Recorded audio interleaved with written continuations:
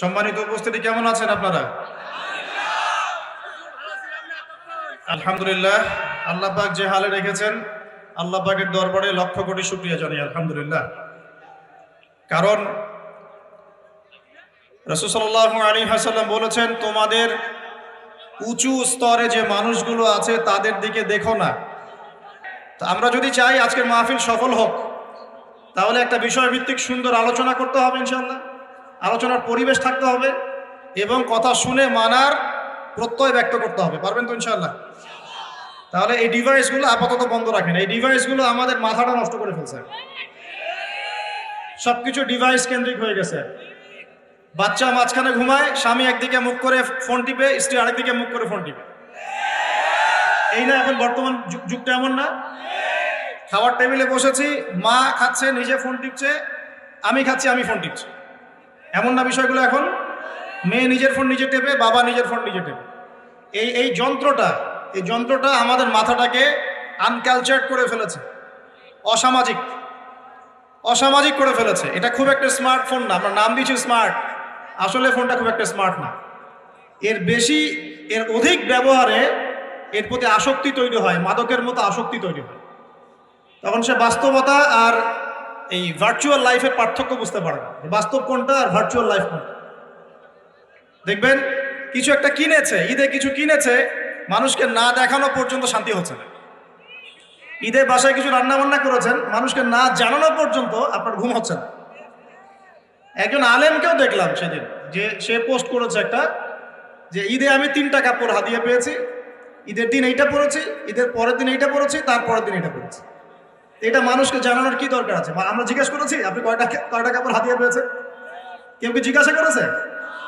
নিজেই আমরা প্রাইভেট লাইফের খবরগুলো পাবলিক করে ফেলছি এই স্মার্টফোনের কারণে, এডিকশনের কারণে। এতে করে একটা মারাত্মক ক্ষতি হয়েছে। ক্ষতিটা হলো ঠান্ডা মাথায় চিন্তা করার যে ক্ষমতা, এটা নষ্ট হয়ে যাচ্ছে দিন দিন। ঠান্ডা মাথায় চিন্তা করে একটা সুস্থ সিদ্ধান্ত নেওয়ার যে ক্ষমতা আল্লাহ দিয়েছেন না, এটা নষ্ট হয়ে যাচ্ছে দিন দিন এই ফোনের কারণে। আর এই ফিতনা থেকে কেউই মুক্ত না এখন, আলেম জালেম সবার মধ্যে ফিতনা চলছে। একজন আলেম ধরেন একটা ওয়াজ করলো, মনে করেন আমি একটা ওয়াজ করলাম, এখন আমার কি খুব জরুরি যে দেশের মানুষকে জানাতে হবে আজকে 1.5 ঘন্টা আলোচনা করেছি, আল্লাহ আমার দিনের পথের পথ চলা কবুল করো, জানানো খুব জরুরি? এটা আমার তো সেজদায় বলার কথা, এটা আমার নামাজে বলার কথা, আল্লাহর কাছে হাত তুলে বলার কথা, আল্লাহ আজকে আমি 1.5 ঘন্টা কথা বলেছি, দিনের পথের এই পথ চল আল্লাহ তুমি কবুল করো, নাকি? না, মানুষকে বলার কথা। সব ক্ষেত্রেই শো অফ এবং এই যে আই ওয়াশ, শো ডাউন চলছে, এর পিছনে স্মার্টফোনের একটা ভূমিকা আছে। আপনারা এত ফোন নিয়ে ব্যস্ত হবেন না। যে কথাগুলো এখানে আলোচনা হবে ইনশাআল্লাহ দিলের কান দিয়ে শোনার চেষ্টা করি, আল্লাহ পাক তৌফিক দান করুন। আর ইয়াং জেনারেশনের তো ফোন ছাড়া চলেই না, ফোন ছাড়া কোনো গতি নাই। একটা জিনিসকে নিজের সঙ্গী বানিয়ে নেন। আজকের ওয়াজ শুরু করছি এই নসিহত দিয়ে। একটা জিনিসকে নিজের সঙ্গী বানিয়ে নেন, জীবনটা সুন্দর হবে ইনশাআল্লাহ তাআলা। বলে দিব কি? আল কোরআন। নাম শুনেছেন কিনা? চোখে দেখেছেন কিনা? রমজান মাসে খতম দিয়েছেন? একটু হাত উঁচু করেন দেখি, রমজান মাসে কারা কারা কোরআন খতম দিয়েছেন? মাশাআল্লাহ। আর বলেন তো, আল কোরআনের আলো ঘরে ঘরে জ্বলবে কিনা? জ্বলবে? কখনো না। জনগণের অবস্থা যদি এমন হয়, তাহলে কখনোই আল কোরআনের আলো ঘরে ঘরে জ্বলবে না। যেদিন প্রত্যেকটা হাত উঁচু হবে সেদিন জ্বলবে ইনশাআল্লাহ। শুধু এইসব বড় বড় স্লোগান দিয়ে লাভ হয় না, আইওয়া শোডাউন করে লাভ হয় না। আমার দলে এত মানুষ, আমার সংগঠনে এত মানুষ, আমারটাই হক, আমারটাই চূড়ান্ত হক, এইসব করে লাভ হয় না। মানুষের ভিতরের ব্যক্তি পর্যায় থেকে শুরু করে সামাজিক পর্যায় পর্যন্ত যখন ঘরে ঘরে কোরআন হাদিসের চর্চা হবে, তখন বুঝবেন যে ইনশাআল্লাহ সমাজ পরিবর্তন হচ্ছে। শুধু আইওয়া শোডাউন দিয়ে আর একদিনের মাহফিল দিয়ে ভাই কিচ্ছু হবে না। কথা কি খারাপ লাগছে? কিছু কথা আমার খারাপ লাগতে পারে, তবে আজকে থেকে 10 বছর পরে হলেও এর ফল বুঝবেন ইনশাআল্লাহ। কারণ প্রথম কিছু কথা বললে মানুষ গালি দেয়। যেমন 5 বছর আগে ইলেকট্রনিক মানি নিয়ে কথা বলেছিলাম, পেপার মানি নিয়ে কথা বলেছিলাম, মানুষ খুব গালি দিয়েছে। তো এখন তারাই বলছে আসলে উনি ঠিকই বলেছেন। সাদাকাতুল ফিতর দিয়েছেন না আপনারা? সাদাকাতুল ফিতর, কেউ চাল দিয়েছেন, কেউ কিশমিশ দিয়েছেন, কেউ খেজুর দিয়েছেন না? আবার কেউ টাকা দিয়েছেন, এই তো, তাই না? এটা নিয়ে একটা দ্বন্দ্ব দেখলাম অনলাইনে যে আসলে কোনটা দিবে। কিছু মানুষ এইটা বুঝতে পারছে যে হ্যাঁ, এটা নবীজি খাদ্যদ্রব্য দিয়েছেন, আমাকেও তাই দেওয়া উচিত, আমি একদম বিশুদ্ধ সুন্নতের উপর আমল করব, এটা বুঝতে পারছে। কিন্তু নবী সাল্লাল্লাহু আলাইহি ওয়াসাল্লাম যে দিনার আর দিরহাম কারেন্সি হিসেবে ইউজ করেছেন ওটা বুঝতে পারছেন। কথা বুঝতে পারছেন কিনা? ওই জায়গায় ধরতে পারছেন না। এখন ওইটা কিন্তু অর্থনৈতিক সুন্নত। ওটা কি সুন্নত? ওটা কিন্তু অর্থনৈতিক সুন্নত, কারণ ওর মধ্য দিয়ে মুদ্রা এবং অর্থের মান কমে যায় না, বরং একটা জায়গায় স্থিতিশীল থাকে। কিন্তু আমাদের এই বিশ্ব যে কারেন্সিগুলো দিয়েছে এগুলোতে মুদ্রার মান সীমাবদ্ধ থাকে না, কমে যায়। কমে যায় কিনা? 10 লাখ টাকা এখন রেখে দেন আপনার সিন্ধুকের মধ্যে, 5 বছর পর কি 10 লাখ টাকার মান 10 লাখ টাকা থাকবে? কিন্তু 10 লাখ টাকার গোল্ড আপনার কাছে আছে মনে করেন, 10 বছর পর এর মান বাড়বে না কমবে? এই জন্য আল্লাহ পাক কারেন্সি দিয়েছেন দিনার এবং দিরহাম, যেটা পৃথিবী থেকে উঠে গেছে। ইসলামিক খেলাফত ছিল এক সময়, শব্দটা কি জানেন? এটা কি? আল্লাহ পাকের জমিনে আল্লাহর শাসন, এটা হলো খেলাফত। আল্লাহ পাকের জমিনে কার শাসন? নাকি আল্লাহর জমিনে চলবে শয়তানের শাসন? কোনটা? জমিন আল্লাহর, মানুষ আল্লাহর সৃষ্টি, সমাজ আল্লাহর সৃষ্টি, শাসন চলবে আল্লাহ, সিম্পল। আল্লাহ পাকের জমিনে আল্লাহর শাসন মানে খেলাফা। আর সারা বিশ্বের কোথাও আপনি ইসলামী খেলাফা পাচ্ছেন না, তাই বলে কি খেলাফার কনসেপ্ট উঠে গেছে? ইনশাআল্লাহ তাআলা ঈসা ইবনে মারইয়াম যখন আসবেন, আল মাহদি যখন আসবেন, আবার সারা বিশ্বে এই খেলাফতই রিস্টোর করা হবে। তাহলে এটা হলো পলিটিক্যাল সুন্নাহ। এটা কি সুন্নাহ বলেন? এটা পলিটিক্যাল সুন্নাহ। দিনার দিরহামের কথা বললাম, এটা ইকোনমিক সুন্নাহ। তো এই সুন্নাহগুলো ঠিকই বোঝেন, হাত বাঁধতে হবে কোথায়, পায়ে পা লাগবে কি লাগবে না, রফল এদান করতে হবে কি হবে না, চাল দিয়ে দিব নাকি কিসমিস দিব না টাকা দিব, এগুলো সুন্নত তো মাশাআল্লাহ খুব ভালোই বোঝেন। কিন্তু পলিটিক্যাল, ইকোনমিক, সোশ্যাল সুন্নাতগুলো বুঝবেন না। এগুলো কি ইসলামের অংশ না? না ইসলামের বাইরে এগুলো? তো আমি আশা করি আমাদের যুব সমাজ কোরআনকে বুকে আগলে ধরবে ইনশাআল্লাহ। পারবেন তো ভাই? আজকে যদি সারা ওয়াজের সব কথাও ভুলে যান, এই কথাটা মনে রাখেন যে আমরা কোরআনহীন জীবন যাপন করবো না ইনশাআল্লাহ। প্রত্যেকদিন কমপক্ষে 1 পারা করে হলেও কোরআন তেলাওয়াত করবো ইনশাআল্লাহ। অর্থ বুঝি চাই নাই বুঝি তেলাওয়াত করবো ইনশাআল্লাহ। তেলাওয়াত করতে করতে করতে কোরআনের প্রতি একটা মহব্বত সৃষ্টি হবে। যখন মহব্বত সৃষ্টি হবে তখন ইনশাআল্লাহ আপনি অর্থ বোঝার দিকেও মনোযোগ দিবেন ইনশাআল্লাহ। অর্থ বুঝতে বেশি কিছু লাগে না, আরবি ভাষাটা জানলেই হয়, আরবি ব্যাকরণটা জানলেই হয়। আমরা একসাথে 5টা ভাষা শেখার মতো মেন্টাল ক্যাপাবিলিটি রাখি, এটা সায়েন্স বলে। একটা ছোট বাচ্চা একসাথে 5টা ভাষা শেখার মতো মানসিক দক্ষতা রাখে। এবং আগের যুগে, এই যে ব্রিটিশ পিরিয়ডের আগে, আমাদের বাপদাদারা যারা ছিল তারা বাংলা, ইংরেজি, উর্দু, ফার্সি, আরবি 5টা ভাষাই জানতো না? আমাদের দাদা পরদাদাদের জেনারেশন, মানে আমি আমার জেনারেশনের কথাই বলি, তারা এসেছিল বাগদাদ থেকে এই বাংলাদেশে দিন প্রচার করতে। আমি এতটুকু শুনেছি, আমি এর বেশি কিছু জানি না। আমি আমার বাবা দাদাদের কাছে শুনেছি তারা এসেছে বাগদাদ থেকে এই ভারতীয় উপমহাদেশে দিন প্রচার করতে। তারা 5টা ল্যাঙ্গুয়েজ জানত, বাংলা, ইংরেজি, উর্দু, ফার্সি এবং একটা কি আরবি। তো আমরা যদি এতগুলো ভাষা জানার মতো দক্ষতা রাখতে পারি, কোরআনের ভাষা আরবি শিখতে পারবো না ভাই? কারা কারা বিসিএস কোচিং করছেন হাত তোলেন দেখি। আপনি করছেন বিসিএস কোচিং? বোঝে নাই মনে হয়, এমনি হাত তুলছে আর কি। আচ্ছা, বিসিএস কোচিং কারা কারা করছেন হাত তোলেন দেখি। কেউ করছেন না? এই তো 1 ভাই আছে, 2 ভাই আছে। মাস্টার্সে কারা কারা পড়ছেন হাত তোলেন দেখি। তো মাশাআল্লাহ। আইএলটিএস করেছেন কারা কারা? আইএলটিএস করেছেন কারা কারা ইংরেজিতে? আচ্ছা, কম্পিউটারের উপর কোর্স করেছেন কারা? 3 মাস 4 মাস? মাশাআল্লাহ। তো যুব উন্নয়ন প্রশিক্ষণ নিয়েছেন কারা কারা? এই যে কোর্সগুলো আপনি করেছেন 6 মাস, 1 বছর, 2 বছর, এগুলোর জন্য আপনি মেহনত করেন নাই? কথা বলেন। সকালবেলা ভোরবেলা উঠেছেন ঘুম থেকে, খেয়ে না খেয়ে পড়তে বসেছেন, আবার ইউনিভার্সিটি গিয়েছেন, আবার ক্লাস করেছেন, আবার দুপুরে খেয়ে না খেয়ে পড়তে বসেছেন, রাত্রেবেলা দেরি করে ঘুমিয়েছেন, এগুলো করেন নাই? এখন আল্লাহ পাকের নাজিল করা কিতাব আল কোরআন, এইটা শেখার জন্যে 1টা বছর আরবি শিখতে পারবেন না ভাই? কথা বলেন। আরে নিয়াত তো করেন।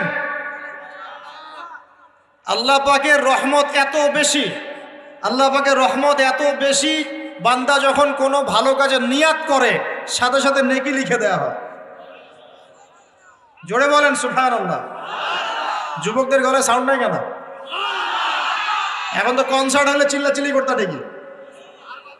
হ্যাঁ, কনসার্ট মানে তো মাদকতা, দেখো না এখন নিজে মাদক খেয়ে স্টেজে উঠবে আর বলবে মাদক বিরোধী কনসার্ট।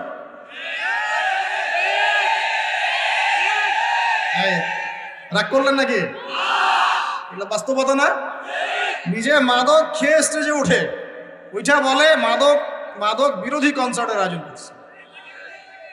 আমি আপনাদেরকে একটু পরে কোরআন সুন্নাহ থেকে বলছি যে আসলে মানুষের পরিবর্তন আসলে সম্ভব কিভাবে। এইসব বোগাস শোডাউন দিয়ে সম্ভব নাকি কোরআন সুন্নাহ দিয়ে সম্ভব? তো এই যে ভাইরা যারা 6 মাস 1 বছর 2 বছর কোর্স করছেন, পড়াশোনা করছেন, আল্লাহর কালাম শেখার জন্য কোরআনের ভাষাটা শিখতে পারবেন কিনা? একটু নিয়াত করেন আমার সাথে, আগামী রমজান আসার আগেই আল কোরআন তেলাওয়াত করা শিখবেন ইনশাআল্লাহ। একদম মদ মাখরাজ তাজবিদের সাথে বিশুদ্ধ করে কোরআন তেলাওয়াত করা শিখবেন ইনশাআল্লাহ। রাজি আছেন? মাত্র 3 মাসের মধ্যে মানুষ কোরআন শিখতে পারে। মাত্র কয় মাস? 3 মাসের মধ্যে মানুষ কোরআন শিখতে পারে, এটা সম্ভব। আর যদি আপনি 2 বছর 2.5 বছর 3 বছর সময় দেন আরবি ভাষার পিছনে, ব্যাকরণের পিছনে, ইনশাআল্লাহ তাআলা আপনি কোরআনের অর্থ করতে পারবেন ইনশাআল্লাহ। কোরআন পড়বেন, অর্থটাও বুঝতে পারবেন ইনশাআল্লাহ।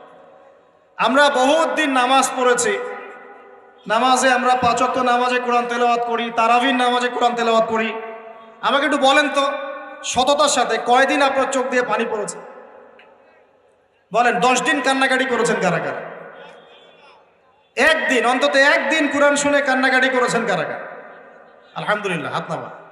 দেখেন আমরা কোরআন পড়েও কেন চোখ দিয়ে পানি বের হয় না? কারণ কোরআনের যে অর্থ, যে মানে ব্যাখ্যা, ইন্টারপ্রিটেশন এবং কোরআনের যে ভিতরের অন্তর্নিহিত নিগুড় একটা রহস্য, এইটা আমাদের কলিজার মধ্যে পতিত হয় না। কেন হয় না? কারণ আমি তো ভাষাটা জানি না, আমি তো ভাষা জানি না। আপনার সন্তান বা বাবা মা অসুস্থ, মনে করেন কথার কথা, আল্লাহ না করুক, তো এখন আপনি অজু করে 2 রাকাত নামাজ পড়ে আল্লাহর কাছে দোয়া করছেন যে আল্লাহ আমার বাবা অসুস্থ, আমার মা অসুস্থ, আমার সন্তান অসুস্থ, আল্লাহ তুমি তাকে শেফায়ে কামেলা দান করো, বলে আমিন। এই কথাটা বলার সময় কি আপনার মনের মধ্যে কোনো আবেগ কাজ করে কি করে না? করে না? চোখ দিয়ে কখনো কখনো পানি বের হয় কি হয় না? অনেকের মা মারা গেছেন, বাবা মারা গেছেন না, তার কবরের সামনে গিয়ে দাঁড়ান, হাত তুলে দোয়া করেন, আপনার মন থেকে কি একটা ফিলিংস আসে কি আসে না? চোখ দিয়ে পানি বের হয় কি হয় না? তাহলে আল্লাহ পাকের কালাম কোরআন পড়ে কেন আমাদের চোখ দিয়ে পানি ঝরছে না? উত্তর কি? উত্তর হচ্ছে কোরআন পড়ে বোঝার মতো আবেগ আপনার অন্তরে তৈরি হচ্ছে না। এখন কেন তৈরি হচ্ছে না? উত্তর কি? কারণ আপনি আমি সেই ভাষাটা বুঝি না। লেকচারগুলো আমার মূলত যুবকদের জন্যই, কারণ বৃদ্ধদেরকে দিয়ে খুব বেশি খেদমত আর হবে না মনে হচ্ছে। হবে? হ্যাঁ, আন্ডারস্টিমেট করি নাই। সমাজ পরিবর্তন হয়েছে প্রত্যেক যুগে যুগে যুবকদের হাতে। কাদের হাতে? আর বয়স্ক যারা থাকেন তারা যদি বুদ্ধিমান হন যুবকদেরকে সঠিক পথে পরিচালিত করেন। আর এখন দেখা যাচ্ছে যৌবনে যে যত বেশি শয়তান ছিল, বার্ধক্যে আরো বড় শয়তান হচ্ছে দিন। যৌবনকালে যে যত বড় যে লেভেলের শয়তান ছিল, বার্ধক্যে আরো বড় লেভেলের শয়তান হচ্ছে। একদম মনে করেন যে বয়স হয়ে গেছে 50-60, তারপরে দুনিয়ার মোহ নেশা যাচ্ছে না। আরো কিভাবে 10টা ফ্ল্যাট, একটা ফ্ল্যাট আছে, আরো কিভাবে আরো একটা হবে। হ্যাঁ, 10 বিঘা জমি আছে, আরো কেমনে 5 বিঘা হবে। এই ব্যবসার এই অবস্থা আরো কেমনে বেশি হয়। সারাদিন দুনিয়া দুনিয়া দুনিয়া নিয়ে। দুনিয়াদার ব্যক্তিদের হাতে কি সমাজ ইসলামিক বিপ্লব হয়? দুনিয়াদার মানুষদের হাত দিয়ে কি ইসলামের বিপ্লব হয়েছে? নাকি আল্লাহ এবং তার রসুলের প্রেমে বা ইশকে পাগল এই মানুষদেরকে দিয়ে দিনের খেদমত হয়? কোনটা বলেন তো? যারা আল্লাহ এবং তার রসুল এবং তার দিনকে মহব্বত করে এই মানুষদেরকে দিয়ে দিনের খেদমত হয় না? যুবকদের সামনে ভবিষ্যৎ পড়ে আছে এবং এই বাংলার ভবিষ্যৎও তাদের হাতেই আছে। এই বাংলাদেশের ভবিষ্যৎ কাদের হাতে? ইয়াংদের হাতেই। যে যেখানে থাকো না কেন, প্রশাসনে হোক, রাজনীতির মধ্যে হোক, অর্থনীতির মধ্যে হোক, মেডিকেল সেক্টরে হোক, ইঞ্জিনিয়ারিং সেক্টরে হোক, বেসরকারি চাকরি হোক, হ্যাঁ, আলেম ওলামায়ে কেরামদের সেক্টরে হোক, মসজিদে হোক, মিম্বরে হোক, যুবকরা যে যেখানেই যাবেন ইনশাআল্লাহ আল্লাহ এবং তার রাসূলের বিধান মেনে চলবেন ইনশাআল্লাহ। এই কাজটা যদি করতে পারেন সত্যিকার অর্থেই দেখবেন বাংলার মাটিতে দিন কায়েম হয়ে যাবে। এখন আসি মূল কথায়। এতক্ষণ যে কথাগুলো বললাম ওই মোবাইল ফোন থেকে শুরু করে আপনাদের হাতে ধরিয়ে দিলাম, এখন থেকে আর আল কোরআন। স্মার্টফোনের সময় কম, কোরআনের সময় বেশি। রাজি আছে কিনা? স্মার্টফোনের সময় কম, কোরআনের সময় বেশি। রাজি আছেন কিনা? আল্লাহ তৌফিক দান করুন। আল্লাহ পাক আমাদেরকে আলোচনাটা সুন্দরভাবে শেষ করার তৌফিক দান করুন। আমি আজকে আপনাদেরকে 10টা পয়েন্ট বলবো। কয়টা পয়েন্ট ভাই? টাইটেলটা এভাবে দিবেন, সমাজ পরিবর্তনের জন্যে তাজকিয়া বা আত্মশুদ্ধির গুরুত্ব। কথা বলেন আমার সাথে। সমাজ পরিবর্তনের জন্যে তাজকিয়া বা আত্মশুদ্ধির গুরুত্ব। সমাজ পরিবর্তন হোক আপনি চান কি না? নাকি যে অবস্থায় আছে এই অবস্থায় আপনি সন্তুষ্ট? সমাজের মধ্যে সুদ আছে, আপনি সন্তুষ্ট? সমাজে মেয়েরা বেপর্দায় চলাফেরা করছে, আপনি কি সন্তুষ্ট? সমাজে বহু মানুষ আছে বেনামাজি ঘুরে বেড়ায়, আপনি কি সন্তুষ্ট? সমাজে বহু যুবক ছেলে পেলে মাদকদ্রব্য সেবন করে, আপনি কি সন্তুষ্ট? সমাজে বহু মেয়ের ইজ্জতহানি হচ্ছে, ইফটিজিং হচ্ছে, ধর্ষণ হচ্ছে, আপনি কি সন্তুষ্ট? সমাজে অনেক মানুষ দুর্নীতি করছে, আপনি কি সন্তুষ্ট? সবচেয়ে বড় কথা, সমাজে আল্লাহ এবং তার রাসূলের যে ঐশী বিধান এটা প্রতিষ্ঠিত নাই, এতে কি আপনি সন্তুষ্ট? এখন আপনি কি চান যে এই সমাজটা আলোকিত হোক, কোরআন এবং সুন্নাহর আলো সমাজে ছড়িয়ে পড়ুক? এটা কি আপনি চান? এটা আমাদের প্রথম প্রশ্ন, আমরা চাই কি না? আমরা কি চাই? আচ্ছা, তাহলে আল্লাহ রাব্বুল আলামিন কোরআন এবং সুন্নাহর মধ্যে কিছু দিক নির্দেশনা দিয়েছেন। আমি এই পুরো জিনিসটা থেকে 10টা মৌলিক পয়েন্ট আপনার সাথে শেয়ার করব। আমরা যদি সামাজিক পরিবর্তন চাই, সর্বপ্রথম প্রয়োজন হচ্ছে তাজকিয়া বা আত্মশুদ্ধি। এই তাজকিয়া মানে কি ভাই? আমার সাথে কথা বলবেন। আত্মশুদ্ধি, আত্মশুদ্ধি মানে নিজের পরিশুদ্ধি, নিজের পরিশুদ্ধি। দেখুন, রাসূলুল্লাহ সাল্লাল্লাহু আলাইহি ওয়াসাল্লাম যখন সমাজে দাওয়াতি কাজ শুরু করলেন, আল্লাহর নবী কি এমন মানুষ ছিলেন যে খালি কথা বলতেন, নিজে আমল করতেন না? এমন মানুষ ছিলেন না? নিজে যেটা বলতেন সেটা আগে করে দেখাতেন। কোনটা বলেন তো? নিজে যেটা বলতেন সেটা করে দেখাতেন। আমরা নামাজ পড়ি কয় ওয়াক্ত? 5 ওয়াক্ত। নবীজি নামাজ পড়তেন কয় ওয়াক্ত জানেন? 8 ওয়াক্ত। কয় ওয়াক্ত? এটা তো নতুন শুনলেন মনে হয়। 5 ওয়াক্ত নামাজ তো তিনি পড়তেনই, তার পাশাপাশি পড়তেন তাহাজ্জুদ। 5 আর আগে কত হলো? 6। এরপরে পড়তেন ইশরাকের নামাজ, কত হলো? 7। এরপরে পড়তেন চাষ্টের নামাজ, সালাতুদ দুহা, কত হলো? যে মানুষটার আগের কোনো গুনাহ নাই, পরেও কোনো গুনাহ নাই, যে মানুষটা পবিত্র, যার আমল নামায় কোনো গুনাহই নাই, যে মানুষটাকে আল্লাহ বাছাই করেছেন সমাজ পরিবর্তনের জন্য, মানুষকে দিন শেখানোর জন্য, পথ ভোলা মানুষগুলোকে জান্নাতের পথে আনার জন্য, সেই মানুষ নিজে অন্যকে বলছেন 5 ওয়াক্ত নামাজ পড়ো, নিজে পড়ছেন 8 ওয়াক্ত। তার মানে এখান থেকে আপনাকে বোঝাতে চাইলাম, সমাজ পরিবর্তন করতে হলে যারা এই কাজ করতে চাবেন তাদের নিজেকে আগে পরিশুদ্ধ হতে হবে, অন্যের চাইতে বেশি আল্লাহওয়ালা হতে হবে। আল্লাহ পাক তৌফিক দান করুন। তাজকিয়া মানে হলো আত্মশুদ্ধি। আত্মশুদ্ধি সম্পর্কে আল্লাহ পাক বলেন, বিসমিল্লাহির রহমানির রহিম, আল্লাহ বলেন, কদ আফলাহা মান যাক্কাহা। যে ব্যক্তি আত্মশুদ্ধি অর্জন করেছে সে সফল হয়ে গেছে। বলেন সুবহানাল্লাহ। যে ব্যক্তি আত্মশুদ্ধি অর্জন করতে পেরেছে সে সফল হয়ে গেছে। ওয়াকাদ খাবা মান দাসাহা। আর যে ব্যক্তি আত্মশুদ্ধি অর্জন করতে পারে নাই সে ব্যক্তি ধ্বংস হয়ে গেল। বলি নাউজুবিল্লাহ। আত্মশুদ্ধি মানে আত্মার পরিশুদ্ধি। এখানে একটু বোঝেন আমার সাথে। আমরা নামাজ পড়ি, ফিজিক্যাল ভূমিকা এখানে আছে কিনা? নামাজে ফিজিক্যাল ভূমিকা আছে কিনা? এই যে নামাজে বাহ্যিক শারীরিক কিছু কার্যকলাপ আছে কিনা? কিন্তু এই নামাজটাই যদি আমি মনের মধ্যে রিয়া নিয়ে পড়ি, নামাজ কবুল হবে কিনা? কথা বলেন। আচ্ছা, তার মানে নামাজ পড়ার সাথে সাথে অন্তরের পরিশুদ্ধিও দরকার আছে। আপনি এখন যাকাত দিচ্ছেন, নামাজ পড়ছেন, সওম রাখছেন, সব কি শারীরিক ইবাদত না? শারীরিক আর্থিক ইবাদত না? হজ করছেন, উমরা করছেন, সব শারীরিক ফিজিক্যাল ইবাদত। কিন্তু মনের মধ্যে আছে অহংকার, মনে আছে রিয়া, মনে আছে কুফরি, মনে আছে নেফাক। এখন ইবাদত কবুল হবে কিনা? তার মানে বাহ্যিক ইবাদতের সাথে অভ্যন্তরীণ পরিশুদ্ধি না থাকলে আমাদের ইবাদত কবুল হচ্ছে না। হচ্ছে না। একজন ব্যক্তি ইসলামের সব মানে ভেতরে মুনাফিকি, এই নফসের এই দোষের কারণে তার কি এই ঈমান কোনো কাজে দিবে কিনা? মনে করেন আব্দুল্লাহ বিন উবাইয়ের মতো একজন মানুষ যে মুখে মুখে স্বীকার করেছে যে হ্যাঁ আল্লাহ ছাড়া কোনো ইলাহ নাই, মুহাম্মদ সাল্লাল্লাহু আলাইহি ওয়াসাল্লাম আল্লাহর রাসূল, মুখে স্বীকার করেছে, কিন্তু মনে মনে ইসলামকে স্বীকার করে নাই, ভিতরে ভিতরে ইসলামের সাথে শত্রুতা করে, গাদ্দারি করে। মনের এই দোষের কারণে তার বাহ্যিক এই যে স্বীকৃতি, এটা কাজে আসবে কি আসবে না? আসবে? আসবে না। মনে করেন আপনি খুব আমল করছেন মাশাআল্লাহ, কিন্তু আকীদার মধ্যে খুব গলদ আকীদা আছে, আকীদার মধ্যে গলদ আকীদা আছে। যেমন একটা গলদ আকীদা হচ্ছে, আপনি মনে করেন যে ইসলামের কিছু অংশ মানলেই হয়, কিছু অংশ না মানলেও চলে। ইসলামের বিধান ওই যুগে চলতো, এই যুগে চলে না। ইসলামের কিছু বিধান আছে যেগুলো এখন পালন করা যায় না, আগে যেত। আকীদায় গলদ।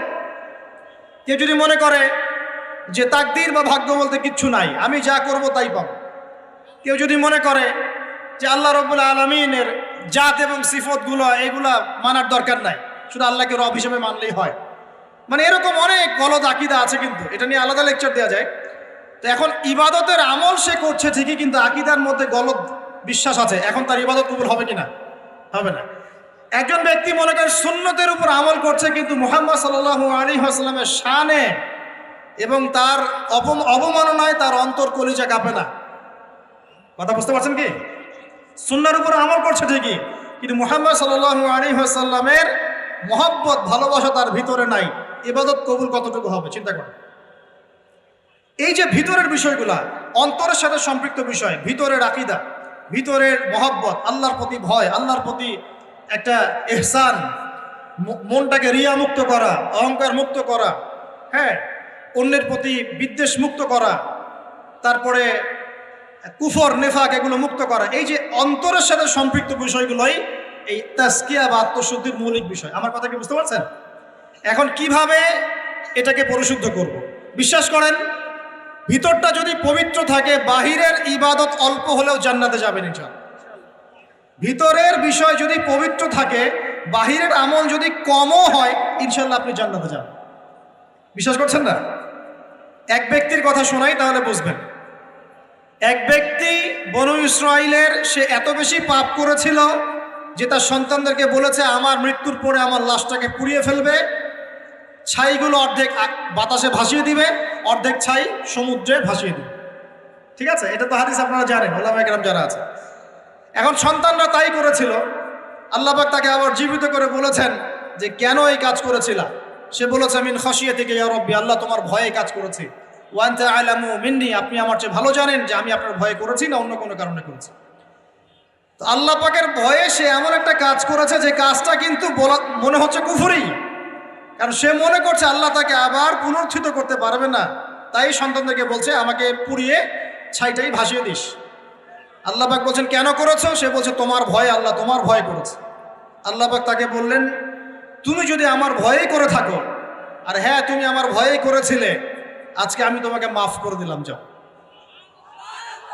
সেই ব্যক্তি বলেছিল আমার চেয়ে বড় পাপ কেউ করে নাই, আল্লাহ যদি আমাকে ধরতে পারে তাহলে খবর আছে। তার মানে তার ধারণা আল্লাহ তাকে ধরতে পারবে না, এটা কিন্তু কুফরি আকীদা। তারপরে আল্লাহ পাক তাকে কিন্তু মাফ করলেন। কেন? সে বলছে আল্লাহ আমি শুধু আপনার ভয়েই কাজটা করেছি, আর আপনি খুব ভালোই জানেন আমি আপনার ভয় করেছি কিনা। এই যে ভিতরের পরিশুদ্ধতার কারণে আল্লাহ বাইরের গুনাহটা মাফ করে দেন। আমার কথা মানে বুঝতে পারছেন? মানে ভিতর যদি পরিষ্কার হয়, পরিচ্ছন্ন হয় এবং আকীদা ঠিক থাকে, তাজকিয়া ঠিক থাকে, আমল অল্প হলেও ইনশাআল্লাহ জান্নাতে যাবো ইনশাআল্লাহ। খুশি হন নাই? তা একবার বলেন সুবহানাল্লাহ। এবার আসেন কিভাবে এটা অর্জন করতে পারি। এক নাম্বার, তাজকিয়া বা আত্মশুদ্ধি অর্জনের প্রথম কাজ হচ্ছে, সর্বপ্রথম কাজ সেটা হলো নিজেকে নিয়ে ফিকির করবেন, অন্যের ফিকির বাদ দিবেন। কি বললাম ভাই? নিজেকে নিয়ে ফিকির করবেন, অন্যের ফিকির আপাতত বাদ দিবেন। আজকে থেকে আগে ফিকির হবে কাকে নিয়ে? নিজেকে নিয়ে। আমি দলিল দিচ্ছি, এমনি কথা বলছি না। আল্লাহ পাক বলছেন সূরা মাইদা আয়াত নাম্বার 105, সূরা মাইদা আয়াত নাম্বার 105, আল্লাহ পাক বলছেন ইয়া আইয়ুহাল্লাযীনা আমানু, হে মুমিনগণ, আলাইকুম আনফুসাকুম লা ইয়াদুররু মান দাল্লা ইন ইহতাদাইতুম ইলাল্লাহি মারজিউকুম জামিআন ফায়ুনাব্বিউকুম বিমা কুনতুম তা'মালুন। আল্লাহ পাক বলছেন হে মুমিনগণ, হে তোমরা যারা ঈমান এনেছো, আলাইকুম আনফুসাকুম, আগে তোমরা নিজেরা নিজেদের নফসের খবর নাও। কি বলছেন আল্লাহ পাক? নিজেরা নিজেদের নফসের খবর নাও, লা ইয়াদুররু মান দাল্লা ইন ইহতাদাইতুম। কেউ যদি পথভ্রষ্ট হয়ে যায় এতে তোমার কোনো ক্ষতি নাই, আগে নিজের খবর নাও, নিজের নফসের খবর। তাহলে প্রথম কাজ কি ভাই আমার সাথে বলেন? এবার নিজের নফসের একটু খবর নেই ভাই, আমার সাথে বলেন দেখি কার কার বয়স এখানে 20 বছর ক্রস করেছে? হাত তোলেন, হাত নামান। এবার কার কার বয়স 30 বছর ক্রস করেছে? কার কার বয়স 40-50 ক্রস করেছে? আচ্ছা এবার হাত নামান। এবার আজকে বাসায় গিয়ে ঠান্ডা মাথায় আমার এই কথাটা শুনবেন। জাদনান ভাই ঢাকা থেকে 6 ঘন্টা জার্নি করে আসছিল, আইসা আমার এই কথাটা বইলা গেছে। কি বলছে? এই যে 30 বছর, 20 বছর, 40-50 বছর আপনার জীবন থেকে চলে গেছে, একটু চোখ বন্ধ করে আজকে বাসায় গিয়ে আপনি চিন্তা করবেন নিজের নফসের খবর কিভাবে নেবেন সেটা বলছি। চিন্তা করবেন যে এই 40 বছরে, 30 বছরে আপনি 30 দিন জামাতের সাথে নামাজ পড়েছেন কিনা। মন খারাপ করলেন? আত্মশুদ্ধি এবং আত্মসমালোচনা এভাবেই করতে হয়। চিন্তা করবেন 30টা রোজা যে আমার জীবনে চলে গেল, আমি সব বছর প্রত্যেকটা রোজা রেখেছিলাম কি না। চিন্তা করবেন এই 30 বছরে আপনি, বেশি না ভাই, 30টা সূরা পড়েছেন কিনা, 30 দিন কোরআন নিয়ে বসেছেন কিনা, 30টা আয়াত আপনি মুখস্থ করেছেন কিনা।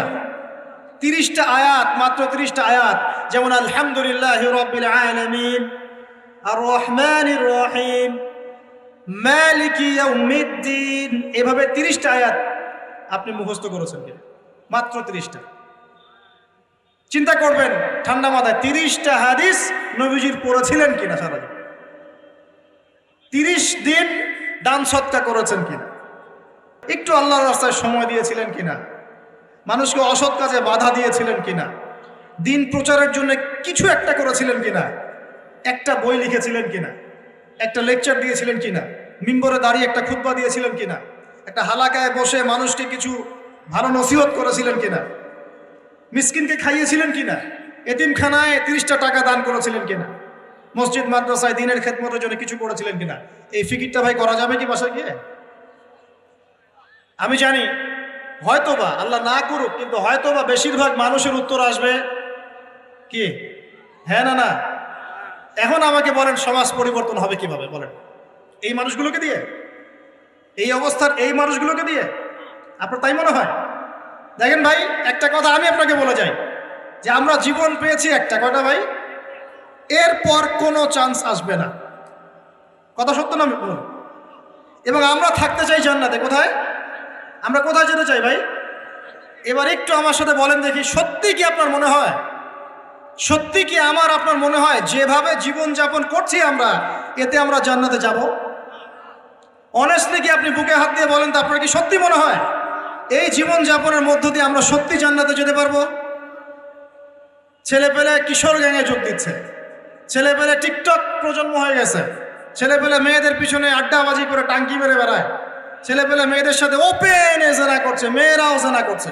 কিছু কিছু বদ মেয়ের স্বভাব এমন, সে চাচ্ছে যেন তার সাথে জেনা করা হোক।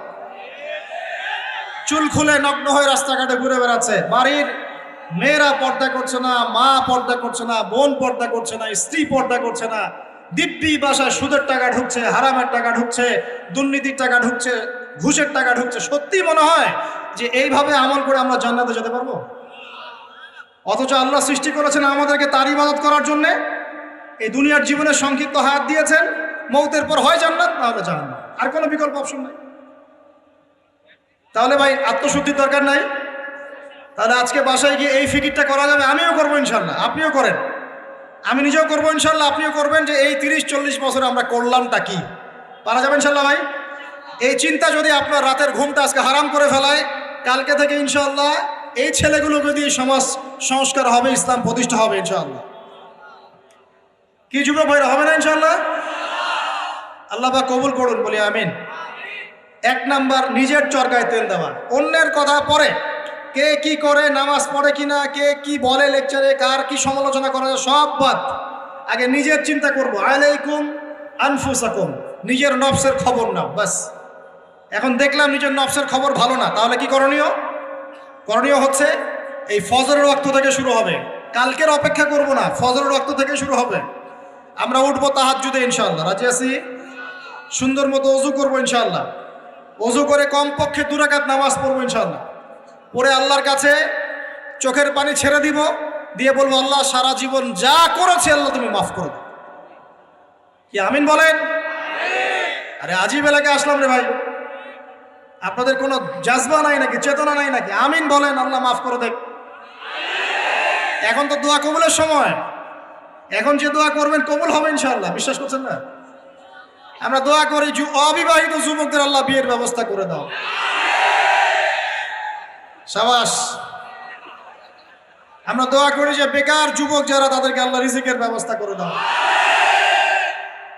আল্লাহ যেসব মেয়ে দিনী বোনদের বিয়ে শাদী হচ্ছে না তাদেরও বিয়ের ব্যবস্থা করে দাও। আল্লাহ পাক যুবক ভাইদেরকে দ্বীনের জ্ঞান অর্জনের তৌফিক দান করো। সামনে হজের মৌসুম আসতেছে, অনেকে হজে যাবে ইনশাআল্লাহ, আমাদেরকেও যাওয়ার তৌফিক আল্লাহ দান করো।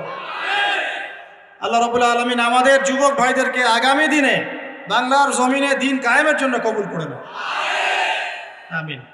উলামায়ে কেরামের মধ্যে আল্লাহ মহব্বত বাড়ায় দেন, দলে দলে বিভক্তিগুলো বন্ধ করেন। দলে দলে বিভক্তি শুনলে আবার গা জ্বলা শুরু করে, এই জন্য অনেকে আমাকে একটু রাগ করেন আমার সাথে, এসে আমার সাথে দলীয় পরিচয় দিবেন না, আমি অমুক দল করি, আমি তমুক দল করি। দলে দলে তো বিভক্ত করে উম্মাটাকে বিভক্ত করে রেখে দিয়েছে নাকি, হাজার হাজার ফেরকায় বিভক্ত করে রেখে দিয়েছে।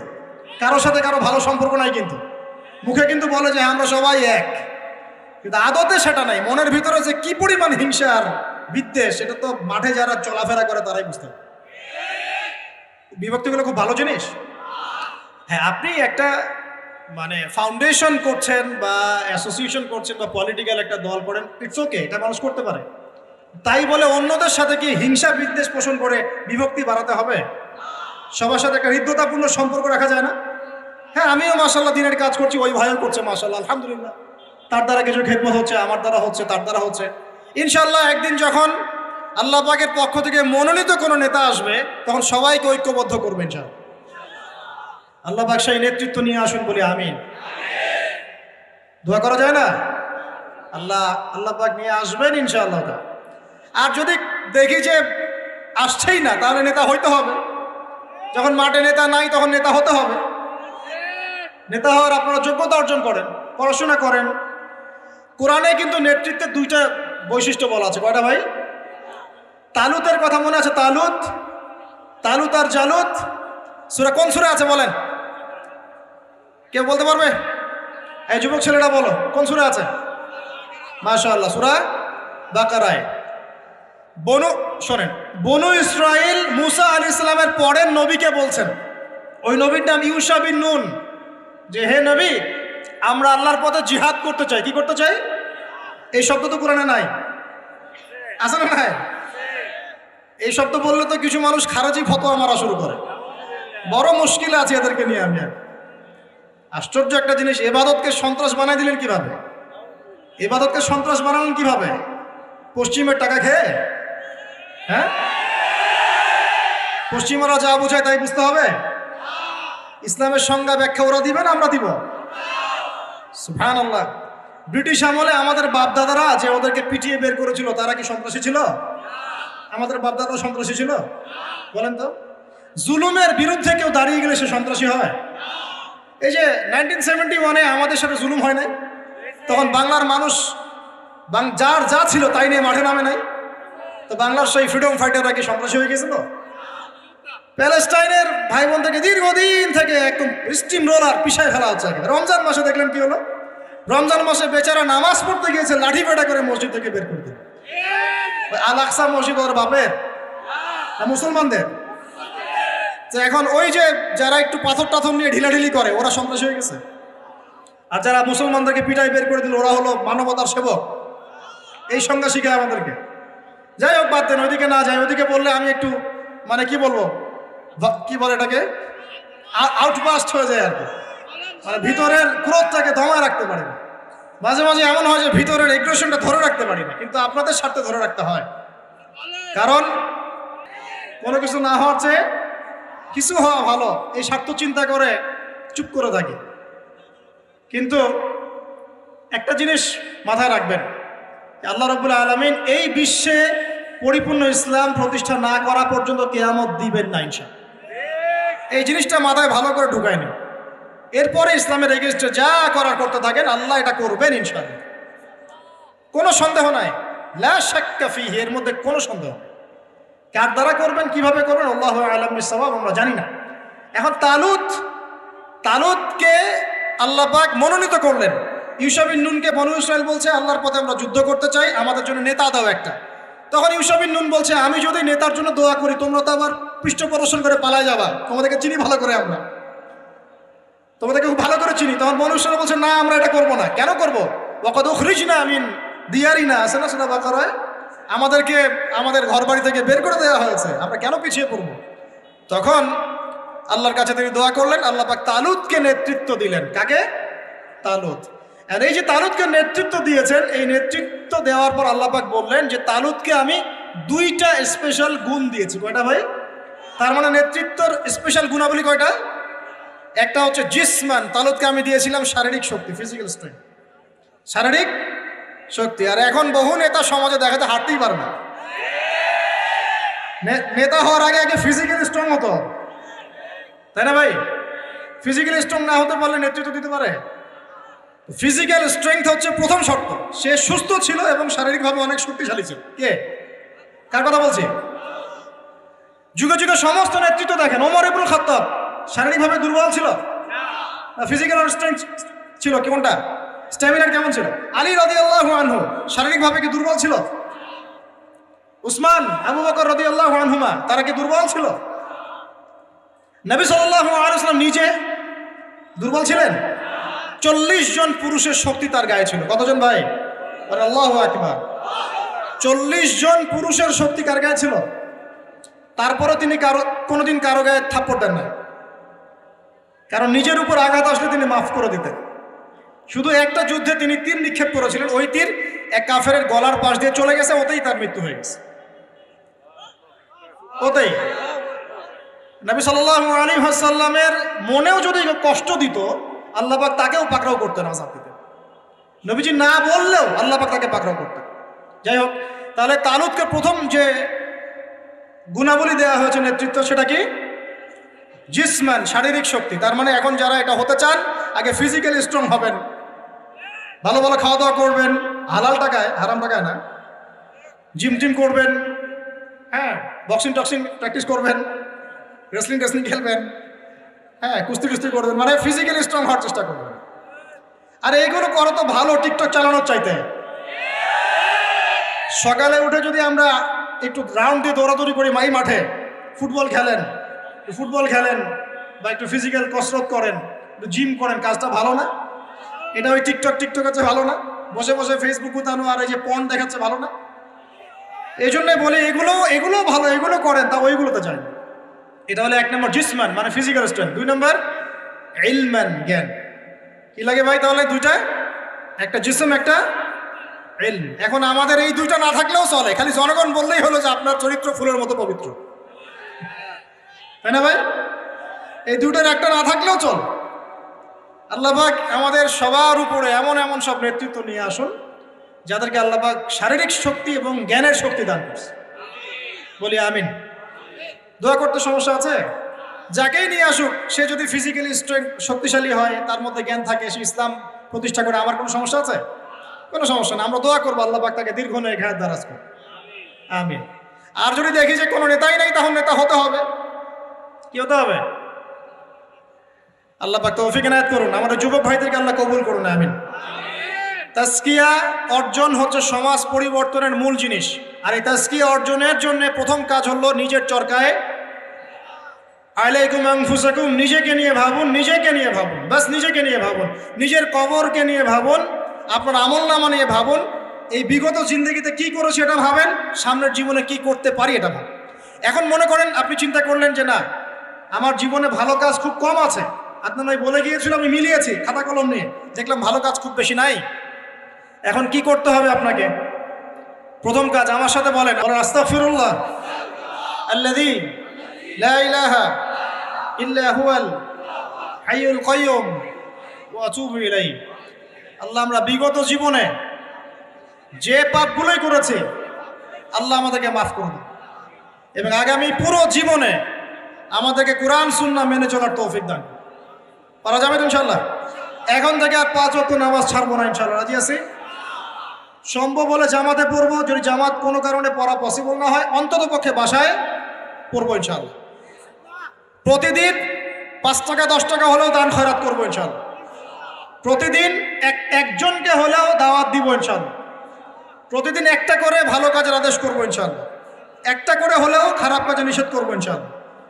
প্রতিদিন একটা পৃষ্ঠা করে হলেও কোরআন পড়বো ইনশাল্লাহ। 1 পৃষ্ঠা হলেও হাদিস পড়বো ইনশাল্লাহ। 1 পৃষ্ঠা হলেও ইসলামিক কোনো বই পড়বো ইনশাল্লাহ। আর গার্লফ্রেন্ডের নাম্বার মোবাইল থেকে ডিলিট করে দেবো ইনশাল্লাহ। ঠিক আছে ভাই? যত রকম আজে বাজে কাজ, আড্ডা মারা, এই পর্ন দেখা, হ্যাঁ, আপনার মাদক দ্রব্যের আসর, খারাপ ফ্রেন্ড সার্কেল, গুন্ডামি মাস্তানি, সব থেকে তওবা করলাম, আল্লাহ কবুল করুন। আমিন। আগে নাম্বার ডিলিট করেন, এটা প্রথম কাজ। এই ফিতনা থাকলে সমস্যা। এটা কেমন ফিতনা আপনাকে বলাই, আমি বুঝাই, শুনেন শুনেন শুনেন। এটা এমন ফিতনা যে অবৈধ অবস্থাতেও ফিতনা সৃষ্টি করতে পারে, বৈধ অবস্থাতেও করতে পারে। অতএব খুব সাবধান। নবী সাল্লাল্লাহু আলাইহি ওয়াসাল্লামের এই হাদিসটা মাথায় রাখেন। নবীজি বলেছেন, আমি, শোনেন ভাই, আমি পুরুষদের জন্য নারীদের চাইতে ভয়ঙ্কর কোনো ফিতনা রেখে যাচ্ছি না। ব্যাস, এখন কি করবেন? কলেজের সামনে দাঁড়া থাকবেন? আমি পুরুষদের জন্যে নারীদের চাইতে ভয়ঙ্কর কোনো ফিতনা রেখে গেলাম না। কে বলেছেন? কে বলেছেন? আমি কি তার চেয়ে ভালো সমাজ বুঝবো? অতএব আমার পরামর্শ ভাই, ভালো কাজে ব্যস্ত থাকেন, নিজের আমলনামা গোছান, পাপ ছেড়ে দেন, ভালো কাজে এবং দিনই কাজে মেহনতের সাথে থাকেন। সামর্থ্য হয়ে গেলে বিয়ে শাদী করে নেন। সামর্থ্য হয়ে গেলে বিয়ে শাদী করে নেন। একটা করবেন, একটা ভাই। অনেক আলেম এখন অনেক কথাই বলছে, ঠিক আছে, আমি পরামর্শ দিচ্ছি, একটাই কইরেন, একটাই। এখানে একটা আবেগী কথা বলি, আবেগী কথাটা শোনেন। যদি প্রথমত আপনি রিজিকের সোর্স তালাশ করবেন, এরপর আল্লাহর কাছে সেজদায় কান্নাকাটি করবেন, আল্লাহকে বলবেন, আল্লাহ আমার জন্য উপযুক্ত, যে আমার জীবনে আসলে দুনিয়া আখেরাত দুটোই সুন্দর হয়ে যাবে। আল্লাহ এমন কোনো মেয়ে বা স্ত্রী আল্লাহ তুমি আমার জীবনে এনে দাও, এই দোয়া আল্লাহর কাছে করো। এরপর যখন পাত্রী যদি পছন্দ হয়ে যায়, যে না সব দিক থেকে মাশাআল্লাহ তাকে পারফেক্ট মনে হচ্ছে, আপনি যদি মন থেকে তাকে ভালোবাসা শুরু করেন, ডানেও দেখবেন না আর বামেও দেখবেন না, ব্যাস তাকে নিয়ে জীবন কাটিয়ে দেবেন। পারা যাবে ইনশাল্লাহ? এখনকার সমাজে এটা একটা সমস্যা, কেউ কাউকে নিয়ে সন্তুষ্ট থাকতে পারছে না। স্বামী স্ত্রীকে নিয়ে না, স্ত্রী স্বামীকে নিয়ে। এই সমস্যাটা দূর হবে এভাবে। আর মনে রাখবেন, এটা সাহাবীদের যুগ নয়। এটা কাদের যুগ নয়? আপনিও সাহাবী নন, আপনার স্ত্রীও কিন্তু মহিলা সাহাবী নয়। আপনিও সাহাবী নন, আপনিও তাবেঈ নন, আপনিও আইম্মায়ে কেরামের যুগের মানুষ নন, আর আপনার স্ত্রীও তাদের মতো নন। অতএব আমার আপনার মধ্যে যেমন 1000টা ত্রুটি থাকতে পারে, তার মধ্যেও থাকবে। অতএব এটাকে একটু সবরের সাথে মার্জনা করে করে চলতে হবে। আল্লাহ পাক তৌফিক দান করুন। তবে এক পর্যায়ে যদি এমন দেখা যায় যে এই ফিতনার কারণে আপনি দিন থেকে বিচ্যুত হয়ে যাচ্ছেন, তখন আপনি দিনকে বেছে নেবেন, ফিতনাকে বেছে নেবেন। কথা বুঝতে পারছেন ভাই? আল্লাহ তৌফিক দান করুন। এগুলো গোল্ডেন নসিহত, এগুলো ওঠেন বসেন করে আপনি শুনতে পারবেন না। এগুলো লাভঝাপ মার্শাল আর্ট জিকির হয়, মার্শাল আর্ট। স্টেজের মাঠে কুম্ফু কেরাত খেলা হয়। সুবহানাল্লাহ, কি যে হয়, কত কি যে হয়। কতগুলোকে দেখেছি আমি ওয়াজ মাহফিলের এই সিজনে বাস ধরেও ঝোলাঝুলি শুরু করছে। জানি না এগুলা কোথায় পাইছে, আল্লাহ ভালো জানেন। আল্লাহ রাব্বুল আলামিন এটা কেন আমি বলি, সম্ভব জিন বলতে কিন্তু কিছু আছে, আপনি জানেন কিনা? মানুষের উপর ভর করে, কিন্তু জিন কিন্তু মানুষের উপর ভর করতে পারে, আর মেয়েদের উপর বেশি ভর করে। যারা বেপর্দায় বাইরে যায়, এইসব মেয়ের উপর জিন বেশি ভর করে। তো এগুলো থেকে বাঁচার জন্য দৈনন্দিন জিকির আজগার করতে হয়। সকাল সন্ধ্যায় অনেক জিকির আজগার, মাসনুন দোয়া কালাম আছে, এগুলো পড়তে হয়। যেমন আয়াতুল কুরসি জানা আছে তো? আলহামদুলিল্লাহ, আয়াতুল কুরসি পড়লে শয়তান কাছে আসবে না ইনশাআল্লাহ। সূরা ফালাক নাস ইখলাস জানা আছে তো? সকাল সন্ধ্যায় 3 বার করে ইনশাআল্লাহ। সূরা বাকারার শেষের 2 আয়াত জানা আছে? রাত্রেবেলা একবার প্রেসক্রিপশন দিচ্ছে এগুলো। এগুলো কবিরাজের কাছে নিতে গেলে ও তো হাতিয়ে নিবে, আর ডাক্তারের কাছে গেলে বলবে অ্যান্টি ডিপ্রেশন একটা ওষুধ দিয়ে দিবে, মানে ঘুমের একটা ওষুধ খাও ঠিক হয়ে যাবে, রিল্যাক্স। কিন্তু সব রোগের ট্রিটমেন্ট মেডিকেল সায়েন্স করতে পারে না। রুকিয়া, বদনজর, জাদুগ্রস্ততা, সেহের, এগুলোর ট্রিটমেন্ট মেডিকেল সায়েন্স করতে পারে না। এগুলো ট্রিটমেন্ট কোরআন করবে, হাদিস করবে, দোয়া কালাম করবে। ট্রিটমেন্ট কি? আগে আপনাকে পবিত্র থাকতে হবে, পাক পবিত্র থাকতে হবে, ওযু অবস্থায় থাকার চেষ্টা করতে হবে, ডেইলি ফরজ ওয়াজিব আদায় করতে হবে, পর্দা মেনে চলতে হবে, কোরআন তেলাওয়াত করবেন। স্পেশালি এই আয়াতগুলোকে বারবার তেলাওয়াত করবেন। সূরা ফালাক, সূরা নাস, সূরা ইখলাস, আয়াতুল কুরসি, সূরা বাকারা শেষের 2 আয়াত, সূরা হাশরের শেষের 3 আয়াত। আর একটা বড় অস্ত্র বলে দেই, এটা পড়লে শয়তান বাপ বাপ করে দূরে চলে যাবে ইনশাআল্লাহ। দাজ্জালও যদি আসে সেও দূরে চলে যাবে ইনশাআল্লাহ। বলে দিব সূরা কাহফ এর প্রথম 10 আয়াত। সূরা কাহফের যত বড় জিন শয়তান হোক না কেন, ইবলিসের বাপও যদি আসে, সূরা কাহফের 10 আয়াত পড়বেন, সে দূরে চলে যাবে। বিশ্বাস করছেন না? ইভেন এই যে করোনা ভাইরাস চলেছিল না মাঝখানে, ওই সময় কিন্তু আমরা দেশে সফর করেছি, লক্ষ লক্ষ বলবো না, বেশি হয়ে যাবে, হাজার হাজার মানুষের সাথে মোসাফাও করেছি। এই যে এখানে আসলাম, অনেকে মোসাফা করলেন, যাওয়ার সময় করবেন, করবেন কি না? এই যে বললো যে হাত মিলানো যাবে না, বললো না কয়দিন আগে? সবার মুখে পট্টি থাকবে, হাত মেলানো যাবে না, তাই না? করোনার সময় আমরা এভাবে করেছি, একদিনও জ্বর হয়নি আলহামদুলিল্লাহ। কিছু করেছি আর করি নাই, প্রতিদিন সূরা কাহফের 10 আয়াত পড়েছি। নিজের কথা বললাম, এরকম কাজ হয় তো? প্রতিদিন সূরা কাহফের 10 আয়াত পড়েছি। আমি বলছি না এটাই পড়েন, এটাই পড়া সুন্নত, এটা বলছি না। ব্যক্তিগতভাবে এটার উপর আমল করেছিলাম, আলহামদুলিল্লাহ, আল্লাহ পাক হেফাজত করেছে। অনেকে সূরা ওয়াকিয়া তেলাওয়াত করেন রাত্রেবেলা। সূরা ওয়াকিয়া তেলাওয়াত করার বদলতে রিজিক বাড়ে, রিজিক প্রশস্ত হয়। অনেকে আত্মীয়তার সম্পর্ক বজায় রাখেন, রিজিক প্রশস্ত হয়। অনেকে চাশতের নামাজ পড়েন, ওই যে 2 রাকাত সালাতুদ দুহা আদায় করেন, এর বদৌলতে দেখা যায় রিজিক প্রশস্ত হয়। অনেকে ওযু অবস্থায় থাকেন, রিজিক প্রশস্ত হয়। এক এক মানুষকে আল্লাহ এক একটা আমলের ওসিলায় আল্লাহ পাক তার মঞ্জিলে মাকসুদে পৌঁছায় দেন। আলহামদুলিল্লাহ। তো আলহামদুলিল্লাহ, এটা একটা অস্ত্র। আল্লাহ পাক আপনাদের সবাইকে সূরা কাহফের উপর আমল করার তৌফিক দান করুন, আমিন। তো প্রিয় ভাই, শেষ করতে হবে, লম্বা করব না, আস্তে আস্তে গুড়িয়ে নিচ্ছি। 1 নাম্বার কি কাজ আত্মশুদ্ধি অর্জনের জন্য ভাই? নিজের চরকায়, মানে নিজের নফসের খবর নিব, অন্যের কথা পড়ে আগে নিজে 5 ওয়াক্ত নামাজ পড়ব, নিজে রোজা রাখবো, নিজে যাকাত দিব, নিজে ইসলামের উপর প্রতিষ্ঠা থাকবো ইনশাআল্লাহ। এটা 1 নাম্বার। 2 নাম্বার, তাজকিয়া অর্জনের 2 নাম্বার কাজ হচ্ছে নিজের পরিবারে ইসলাম প্রতিষ্ঠা করা। কি বললাম বলেন? কেন বললাম? কারণ নিজের পরিবারে যদি ইসলাম প্রতিষ্ঠা না করতে পারি, অন্যের মূর্খতা এবং অনইসলামিক কাজের কারণে আমি ইফেক্টেড হয়ে যাব। তাই নিজের পরিবারের মধ্যে ইসলাম প্রতিষ্ঠা করার চেষ্টা করতে হবে। আল্লাহ পাক তৌফিক দান করুন, বলি আমিন। আল্লাহ পাক সূরা তাহরিমের 6 নম্বর আয়াতে বলেছেন যে কু আনফুসাকুম, নিজে জাহান্নামের আগুন থেকে বাঁচো, ওয়া আহলিকুম নারা, তোমার পরিবারকে জাহান্নামের আগুন থেকে বাঁচাও। পরিবার আছে কার কার? হাত তুলেন দেখি। মাশাআল্লাহ, সবারই তো আছে। পরিবার মানে কি? স্ত্রী সন্তান কার কার আছে? হাত তুলেন। আচ্ছা, হাত নামান। দেখেন, বাবা মা এগুলো পরিবারের অন্তর্ভুক্ত বিষয়, কিন্তু বাবাকে আপনি শাসন করতে পারবেন না, মাকে আপনি শাসন করতে পারবেন না, তাকে আপনি নসিহত করতে পারবেন, দাওয়াত দিতে পারবেন।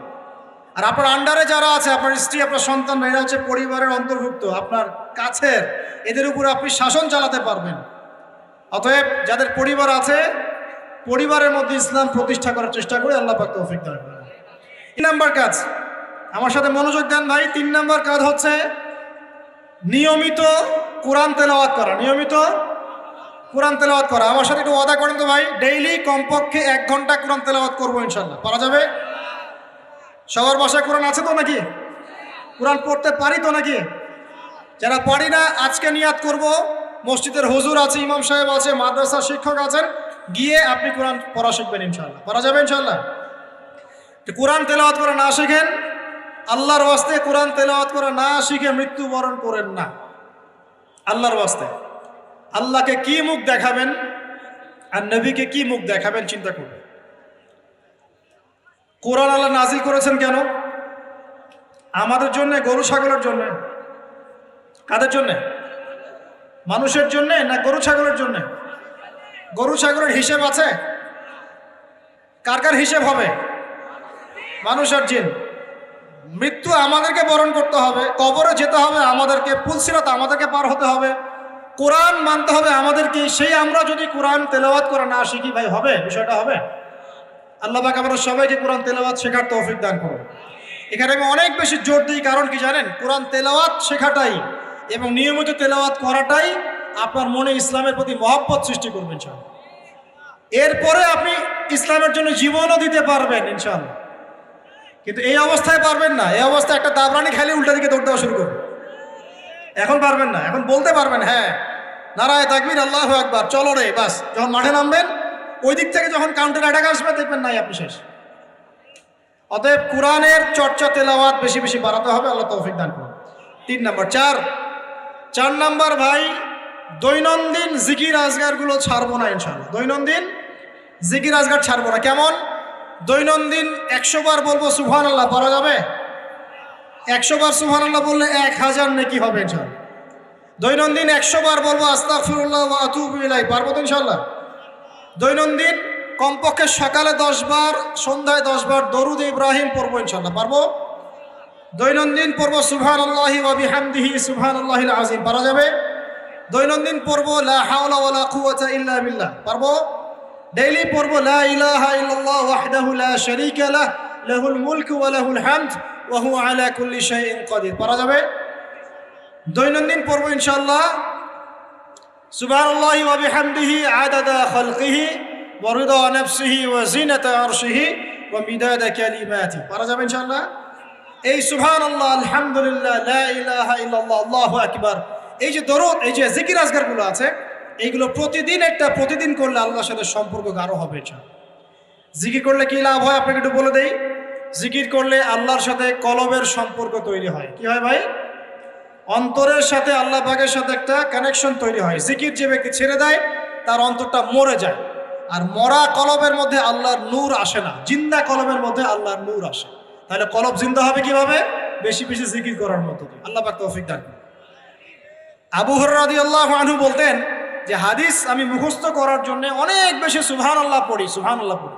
কতবার পড়েন জিজ্ঞাসা করা হচ্ছে, তিনি বলছেন কত হবে? 10,000 বার। কথা বুঝতে পারছেন? মানে এটা তার নিজস্ব আমল, নিজস্ব। মনে করেন আপনি প্রতিদিন ইস্তেগফার করতেই থাকেন 10 মিনিট, 15 মিনিট, 20 মিনিট, কতবার করেন আপনি জানেন না, করা যায় না? আপনি একটা সময় বসে দরুদ শরীফ পড়তে থাকেন, আল্লাহুম্মা সাল্লি আলা মুহাম্মদ, আল্লাহুম্মা সাল্লি আলা মুহাম্মদ, পারা যায় না? সবার ব্যক্তিগত কিছু আমল থাকে, যে যত বেশি জিকির আজগার করবেন তার কলব তত জিন্দা হবে ইনশাআল্লাহ। আল্লাহ পাক আমাদের সবাইকে বেশি বেশি আল্লাহর জিকির করার তৌফিক দান করুন, বলি আমিন। এটা কত বললাম? 4। 5 নাম্বার, এটা সবচেয়ে বেশি ইম্পর্টেন্ট। কারণ আমি তাসাউফ এবং আত্মশুদ্ধি বই যেটা আছে আল্লামা তাকি উসমানী দামাত বারাকাতুহু, আল্লামা তাকি উসমানীর বইগুলো বাসায় সবাই কিনবেন। আমি পরামর্শ দিই আল্লামা তাকি উসমানীর যে বইগুলো আছে এগুলো বাসায় কিনে পড়া শুরু করবেন, অনেক গভীর জ্ঞান পাবেন ইনশাআল্লাহ। তো তার তাসাউফ আত্মশুদ্ধি বইয়ের মধ্যে তিনি এনেছেন যে অনেক বড় বড় বুজুর্গানে দিন তারা তাজকিয়ার জন্য এই আমলটাকে বেশি গুরুত্ব দিতেন, সেটা হলো আল্লাহর কাছে বেশি বেশি দোয়া করা। কি করা ভাই? বেশি বেশি দোয়া করা, মানে চলতে ফিরতে দোয়া করতে থাকতেন। কেমন? যেমন ধরেন যে এমনও বুজুর্গ ছিলেন, আলেমে দিন ছিলেন, যারা রাস্তায় হাঁটছেন, বাজারে যাচ্ছেন, বাজারে যাওয়ার সময় আল্লাহকে বলছেন, আল্লাহ বাজারে যাচ্ছে, বাজারে আমার কেনাকাটা যেন সহজ হয়। আমরা কি বাজারে যাওয়ার সময় এরকম কথা বলি? বাসায় ঢুকছেন, বলছেন আল্লাহ বাসায় ঢুকছি, বাসার পরিবেশটা যেন ভালো থাকে, এখানে যেন গিয়ে কোনো বিপদের খবর না শুনি। আল্লাহ আমি ব্যবসায় যাচ্ছি, আজকের ব্যবসাটা আল্লাহ যেন সুন্দর হয়, ভালো হয়।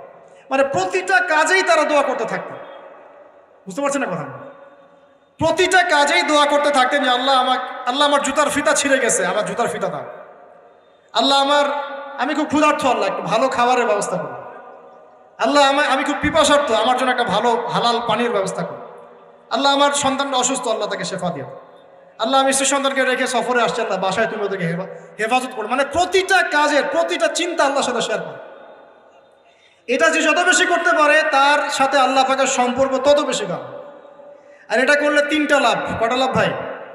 যে দোয়াটা করবেন হয় সাথে সাথেই আল্লাহ পাক আপনাকে দিবেন, না হলে এই দোয়ার ওসিলায় আপনার তাকদীরের কোনো বিপদ আল্লাহ দূর করে দিবেন।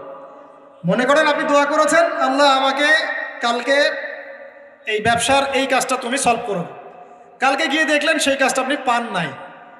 আপনার কাছে মনে হচ্ছে যে হয়তো আমি দোয়া করলাম, কবুল হয় নাই, কিন্তু হয়তো এই দোয়ার ওসিলায় আপনার আগামী পরশু দিনের একটা বিপদ আপনার তাকদীরে আসতো, ওইটা আসে নাই। কথা কি বুঝতে পারলেন আমার কথা? এইভাবে আল্লাহ পাক দোয়ার বদৌলতে মানুষের তাকদীর থেকে অনিষ্টগুলো দূর করতে থাকেন। আর এটাও যদি না হয়, কিয়ামতের মাঠে নেকির পাল্লায় ওইটা আপনাকে আল্লাহ দিয়ে দিবে। ওই দিন মানুষ বলবে যে কাশ দুনিয়াতে আমার কোনো দোয়াই যদি কবুল না হইতো, আজকে আমি জান্নাতে যেতে পারতাম। ওই দিন আমরা এই কথা বলবো। অতএব বুদ্ধিমান সে ব্যক্তি যে বেশি বেশি আল্লাহর কাছে দোয়া করতে থাকে, প্রতিটা বিষয়ে আল্লাহর কাছে দোয়া করতে থাকেন। আল্লাহ আমার মনটা অস্থির, মনটাকে শান্ত করো। আল্লাহ আমাকে কোরআন শিক্ষার তৌফিক দাও। আল্লাহ আমাকে নামাজ পড়ার তৌফিক দাও। আল্লাহ আমি হারাম সম্পর্ক থেকে বেরিয়ে আসতে চাই, আমাকে হালাল একটা সম্পর্ক করার তৌফিক দাও। দোয়া করা যায় না ভাই? আল্লাহ পর্দা করতে চাই, পর্দার পরিবেশ তৈরি করে দাও। আল্লাহ রিজিকের সমস্যায় ভুগছি, একটা চাকরি ব্যবসার ব্যবস্থা করে দাও। দোয়া করা যায় না ভাই? দোয়া করতে আমাদের কাছে আসেন কেন? এখানে ফুদিয়ে দেন, এখানে দোয়া করে দেন, এটা করে দেন, সেটা করে দেন। আমি আপনার আবেগ কতটুকু বুঝতে পারবো? আমার দরকার একটা জব, এই জব ছাড়া আমি চলতেই পারছি না। আপনার ওই চাহিদা তো আমি বুঝতে পারবো, আপনার চাহিদার ফিলিংসটাকে আমি বুঝতে পারবো। আপনার বাবা চলে গেছেন, বাবা হারানোর ব্যথা আপনি বুঝতে পারছেন, আমি খালি বলতে পারবো মুখ দিয়ে আল্লাহ আপনার বাবাকে মাফ করুন। আমি কি আবেগটা অনুভব করতে পারলাম? অতএব দোয়া সরাসরি আল্লাহর সাথে করার চেষ্টা করেন।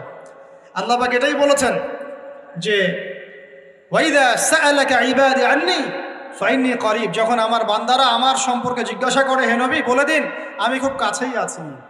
উজিবু দাওয়াতাদ দাঈ ইযা দাআন, যখন বান্দা আমাকে ডাকে, দোয়া করে, আমি সরাসরি তার দোয়া কবুল করি, শুনি।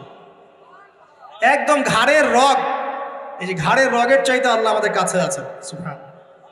বাস আজকেই ফিরে আসেন প্রিয় ভাই, আজকেই ফিরে আসেন, আল্লাহর কাছে দোয়া করা শুরু করেন, আল্লাহ পাক তৌফিক দান করেন। আর সবচেয়ে ভালো একটা অস্ত্র শিখিয়ে দিই আপনাদের, দিব। অন্য একদিন বলেছিলাম একটা লেকচারে, আরেকবার মনে পড়ে গেল বলে দিই। যদি দেখেন দোয়া আপনার কবুল হচ্ছে না দীর্ঘদিন ধরে, আল্লাহ পাকের কাছে অজু অবস্থায় 2 রাকাত নামাজ পড়ে কিছু ভালো কাজ করে, মানে ধরেন একটু কোরআন তেলাওয়াত, একটু দান সাদাকা, বা একটু আত্মীয়দেরকে দান সাদাকা, বা একটু এতিমের মাথায় হাত বোলানো, বা দিনের রাস্তায় কিছু খরচ করা, কোন একটা ভালো কাজ করে হাত তুলে আল্লাহকে বলবেন, আল্লাহ তোমার সন্তুষ্টির জন্য আমি এই ভালো কাজটুকু করলাম। আল্লাহ তোমার তাওহীদের কালিমা লা ইলাহা ইল্লাল্লাহ এর ওসিলায় আমার দোয়াটা কবুল করুন। ইনশাআল্লাহ তাআলা আপনি আপনার দোয়ার ফল পাবেন ইনশাআল্লাহ। পরীক্ষিত আমার জীবনে এমন সময় গিয়েছে যে নিঃশ্বাস নিতে পারবো কিনা এটার গ্যারেন্টি ছিল না, শ্বাস নিতে পারবো কিনা গ্যারেন্টি ছিল না। আর মনে করবেন না এগুলোর জন্য অদৃশ্য কোনো শক্তি দায়ী, এইগুলোর জন্য আপনার আমার মতো দাড়ি টুপিওয়ালা কিছু মানুষই দায়ী। কথা বুঝতে পারছেন? বাস আর কিছু বললাম না। অতএব দাড়ি টুপি পাগড়ি জুব্বা ঘোমটা দেখলে লাফানো শুরু করবেন না কখনো। বহু মুনাফিক সমাজে ঘুরে বেড়ায় এইসব লেবাসে, এদের কাজই হলো নিজের ভাইয়ের গোশত খাওয়া। কি করা বলেন তো? বুঝবেন আপনিও দাওয়াতি কাজে মাঠে নামেন, ইসলামের জন্য কিছু করতে মাঠে নামেন, নিজেই বুঝতে পারবেন, কিছু বলে দেওয়া লাগবে না। তবে এতটুকু সুসংবাদ তাদেরকে দিয়ে রাখি, যারা নিজের ভাইয়ের গোশত খায়, তোমাদের এই মুনাফিকের চরিত্র অতি শীঘ্রই অচিরেই পুরো বাংলার সামনে নগ্ন হয়ে যাবে ইনশাআল্লাহ। বাংলার মানুষ আর এখন বোকা না, তারা সব বোঝে, তারা জানে, তারা উপলব্ধি করতে পারে। তাদেরকে এভাবে ব্রেন ওয়াশ করা যায় না, এখন তাদেরকে এভাবে ডিমোটিভেটেড করা যায় না। তারা যুবকরা এখন পড়াশোনা করছে মাশাআল্লাহ, তারা ওলামায়ে কেরামের সোহবতে যাচ্ছে, তারা হক বাতিল চিনতে পারছে মাশাআল্লাহ। আস্তে আস্তে তারা এমন একটা জায়গায় যাবে, এই যুবকরাই আগামী দিনে ইনশাআল্লাহ জাতিকে নেতৃত্ব দিবে। তোমাদের যা করার আছে করতে থাকো, যত ষড়যন্ত্র পিছন থেকে করতে থাকো, কিছুই করতে পারবে ইনশাআল্লাহ। আরশের মালিকের কাছে যে কবুল হয়ে যায়, দুনিয়ার মানুষ তার কোনো ক্ষতি করতে পারে না। এটা মনে রাখবেন। ক্ষতি মানে কি? নবী সাল্লাল্লাহু আলাইহি ওয়াসাল্লামকে তো মানুষ গালি দিয়েছে। নবী সাল্লাল্লাহু আলাইহি ওয়াসাল্লামকে মানুষ গলার মধ্যে চাদর দিয়ে পেঁচিয়ে গলা ফাঁস দেওয়ার চেষ্টা করেছে। মানুষ তার দাঁত একদম ঘুষি দিয়ে ভেঙে দিয়েছে। তার মাথার মধ্যে তরোয়ালের গোড়া দিয়ে কড়া দিয়ে আঘাত করেছে। তার পাকে মোচকে দেওয়া হয়েছে। এই কাজগুলো তো নবীর সাথেও হয়েছে। তায়েফের মানুষ তাকে মেরেছে, রক্ত ঝরতে ঝরতে, দাড়ি দিয়ে রক্ত পড়তে পড়তে পায়ের জুতা আটকে গিয়েছে। এই মানুষগুলো এই ঘটনাগুলো আমাদের নবী মুহাম্মদ সাল্লাল্লাহু আলাইহি ওয়াসাল্লামের সাথে হয়েছে। তাহলে এই কাজগুলো হওয়া মানে কি সেই ব্যক্তির মানে অপদস্থ হওয়া দুনিয়াতে? এগুলো কবুলিয়াতে নিদর্শন। কিসের নিদর্শন? এগুলো কবুলিয়াতে নিদর্শন। আর যারা এই কাজগুলো নবীর সাথে করেছিল ওরা কি সফল হয়ে গেছে? ওরা দুনিয়াতেও সফল হয় নাই, পরকালেও জাহান্নামে যাবে ইনশাআল্লাহ। আল্লাহ রাব্বুল আলামিন আমাদের সবাইকে প্রকৃত ঈমানদার হওয়ার তৌফিক দান করুন। 5 নম্বর বলছিলাম প্রিয় ভাইরা, বেশি বেশি আল্লাহর কাছে কি করবেন? দোয়া করবেন। 6 নম্বর আসেন, এই 5টা বলে শেষ করে দিই। 6 নম্বর শোনেন, সপ্তাহে একটা দিন হলেও কবর জিয়ারত করতে যায়। কেন বললাম তাজকিয়ার সাথে এর কি সম্পর্ক? তাজকিয়ার সাথে সম্পর্ক আছে, একটু বোঝার চেষ্টা করেন। জান্নাতুল বাকি দেখেছেন? নববীর পাশে বাকিউল গারকাত যেটা আমরা বলি, কবরস্থান মদিনার পাশে। নবীর যুগে কবরস্থান ছিল মসজিদের পাশে। কেন ছিল মসজিদের পাশে? কারণ 5 ওয়াক্ত নামাজে মানুষ যাবে আসবে, কবর দেখবে, পরকাল স্মরণ হবে। এখন কবরস্থান আমাদের সমাজের ওই দূরে বাইরে, বছরে একদিন আপনি যান না। আর এই জীবনটা বস্তুবাদী, সকাল থেকে ওঠা ঘুমানো পর্যন্ত খাওয়া দাওয়া ফুর্তি করা, খালি বস্তুবাদী বিষয়গুলো। এগুলো আমাদেরকে মৌত থেকে ভুলিয়ে রাখে, পরকাল থেকে ভুলিয়ে রাখে। তাই মাঝে মাঝে কবর জিয়ারত করলে আপনার কবর, এটা বন্ধ করো প্লিজ, মাঝে মাঝে কবর জিয়ারত করলে আপনার পরকালের কথা কি হবে? স্মরণ হবে। তখন আপনারও ফিকির হবে যে আমাকেও একদিন এখানে আসতে হবে এবং ইনশাআল্লাহ এই জন্য প্রস্তুতি গ্রহণ করা আমার উচিত। এই ফিকিরটা মনে হবে না? এখন কি মনে হয় এগুলো? এখন মনে হচ্ছে না। আল্লাহ পাক আমাদের সবাইকে মাঝে মাঝে হলেও অ্যাটলিস্ট কবর জিয়ারত করে পরকালকে স্মরণ করার তৌফিক দান করুন। 7 নাম্বারটাও অনেক বেশি ইম্পর্টেন্ট, এটা শোনেন। 7 নাম্বারটা হচ্ছে বেশি ইম্পর্টেন্ট, এটাও। সেটা হলো আল্লাহওয়ালা কিছু মানুষ আছে দুনিয়াতে, আছে না? যে মানুষগুলো আত্মশুদ্ধি, যাদের মধ্যে আত্মশুদ্ধি আছে, যারা আল্লাহওয়ালা, পরহেজগার, যাদের মধ্যে হিংসা বিদ্বেষ এই বিষয়গুলো খুব কম, এবং যারা কোরআন সুন্নাহ নিয়ে গবেষণা করেন, মানুষকে ভালো কিছু দেওয়ার চেষ্টা করেন, এই মানুষগুলোর সাথে সম্পর্ক রেখে তাদের সাথে সহবতে চলবেন। তাদেরকে দেখে আপনি শিখতে পারবেন। সবকিছু বইপত্র পড়ে হয় না, কিন্তু ওলামায়ে কেরামের কাছাকাছি গিয়ে সহবতে গিয়ে দিন শিখতে হবে। আল্লাহ পাক তৌফিক দান করুন। সাহাবীরা কিন্তু বইপত্র পড়ে কোরআন হাদিস শেখেন নাই, জানেন?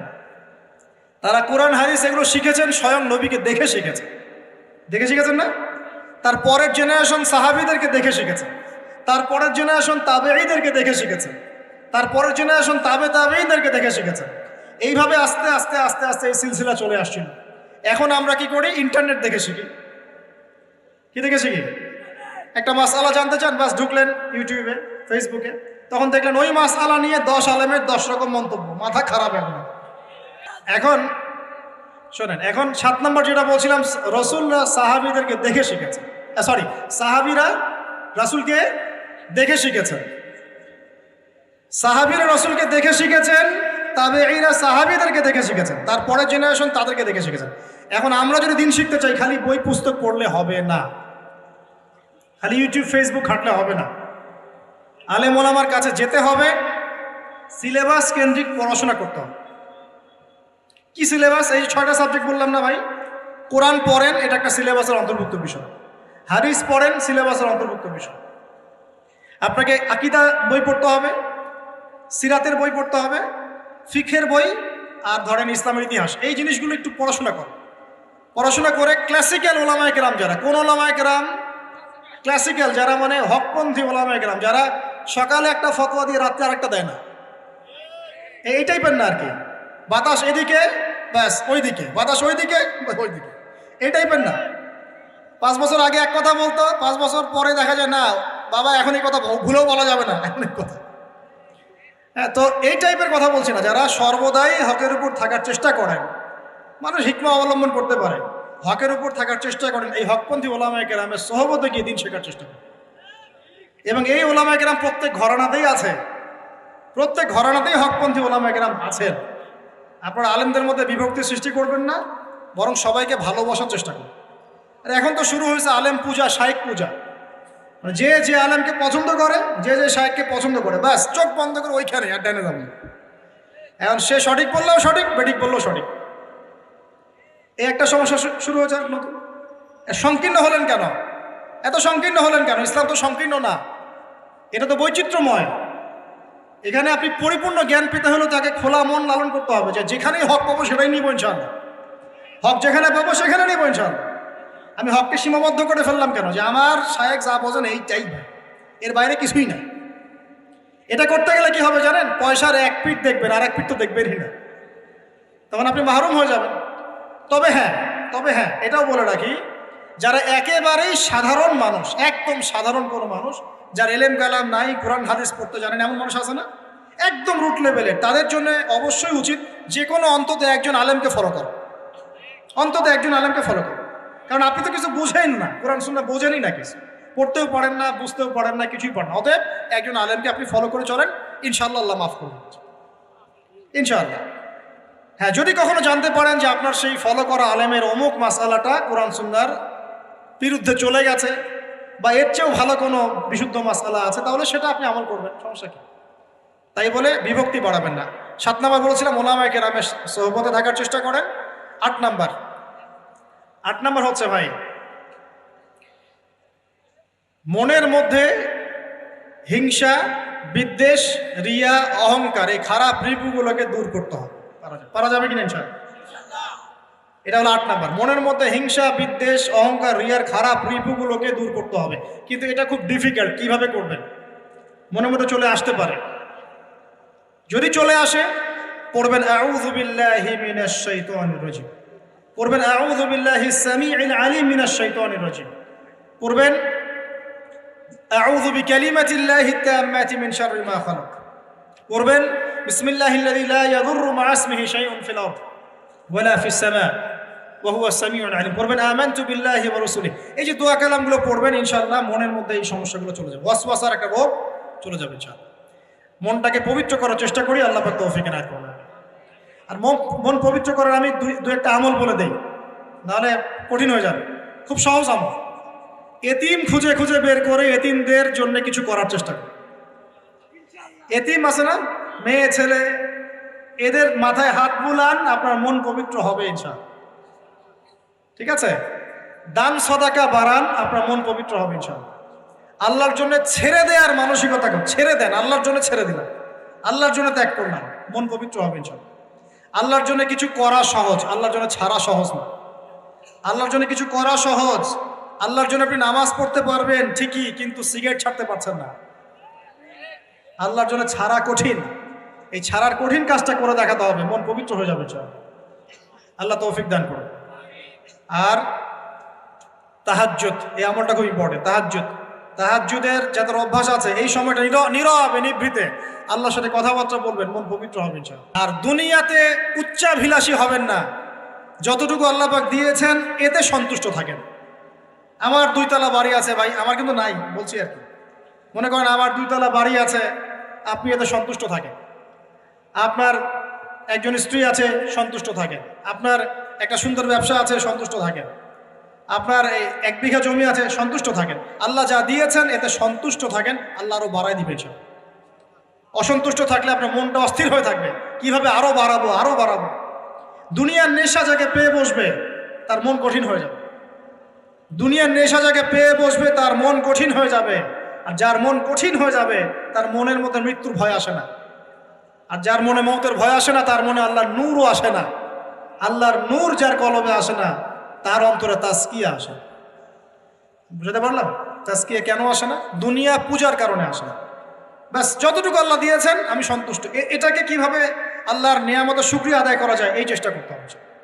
বেশি বেশি আল্লাহর নিয়ামতের শুকরিয়া আদায় করবো ইনশাআল্লাহ, আল্লাহ পাক নিয়ামত বাড়িয়ে দিবেন ইনশাআল্লাহ। আল্লাহ বলেছেন লা ইন শাকারতুম লা আযীদান্নাকুম, তুমি খালি শুকরিয়া আদায় করো, আমি নিয়ামত বাড়িয়ে দেব ইনশাআল্লাহ। আল্লাহ পাক আমাদের সবাইকে আল্লাহ পাকের নিয়ামতের শুকরিয়া আদায় করার তৌফিক দান করুন। মনের মধ্যে এই হিংসা, বিদ্বেষ, রিয়া, অহংকার দূর করার তৌফিক দান। সবার মধ্যে ভালো যেটা আছে নিয়ে নেবেন, খারাপটা ছেড়ে দিবেন। আর দুটো জিনিস বলে শেষ করে দিই, সেটা হলো অতিরিক্ত খাওয়া, অতিরিক্ত ঘুম, অতিরিক্ত কথাবার্তা বন্ধ করতে হবে। বুঝতে পারেন ভাই, এগুলোর সাথে তাজকিয়ার মারাত্মক সম্পর্ক আছে। যেদিন খুব বেশি ভোজন হয়ে গেছে সেদিন ঘুম হয় বেশি, ইবাদতের স্বাদ কমে যায়, নামাজে উঠতে অলসতা লাগে। কথা কি ঠিক না বেঠিক? অলসতা লাগে। বেশি খাওয়া, বেশি মানে ঘুমানো, বেশি হাসাহাসি করা, বেশি ঠাট্টা মশকরা করা, বেশি কথা বলা, বেশি মানুষের সাথে মেলামেশা করা, এগুলো কলবকে শক্ত করে ফেলে। এই কথাগুলো কিন্তু সরাসরি হয়তো কোনো জায়গায় এভাবে পাবেন না, কিন্তু আমি আপনাকে সাজিয়ে গুছিয়ে বলার চেষ্টা করছি। বেশি বেশি কথা যারা বলে, মন বাচাল, মন শক্ত হয়ে যায়। এখন তো বাচালতার যুগ চলছে। টিভি খুললেই টকশো, খালি বক বক বক বক বক বক, মানে টকশো করতে করতে দেশের জিডিপি বাড়ায়, দেশকে একদম আমেরিকার পর্যায়ে নিয়ে চলে গেছে। মনে ভাবখানে এমন কিছু বুদ্ধিজীবীর সলিউশন নাই, কিন্তু খালি বক বক বক বক বক বক। কোনো মডারেটর আসে, ও আবার বিতর্ক উস্কে দেয়। কিছু অনলাইন প্ল্যাটফর্ম দেখেন না, ও আবার মজা, এটাই তার বিজনেস, কারণ যত ভিউ হবে তত ডলার। আর লাস্ট 9 নম্বর বললাম, কি বলছি বলেন তো? মনের এই বিষয়গুলোকে দূর করা।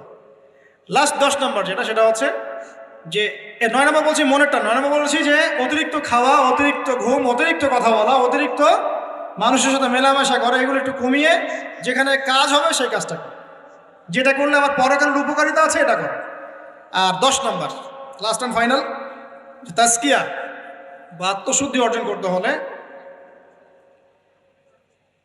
নবী সাল্লাল্লাহু আলাইহি ওয়াসাল্লামের রেখে যাওয়া এই যে দিন ইসলাম, এই ইসলামটাকে প্রতিষ্ঠার চেষ্টা করতে হবে। আল্লাহ পাক তৌফিক দান।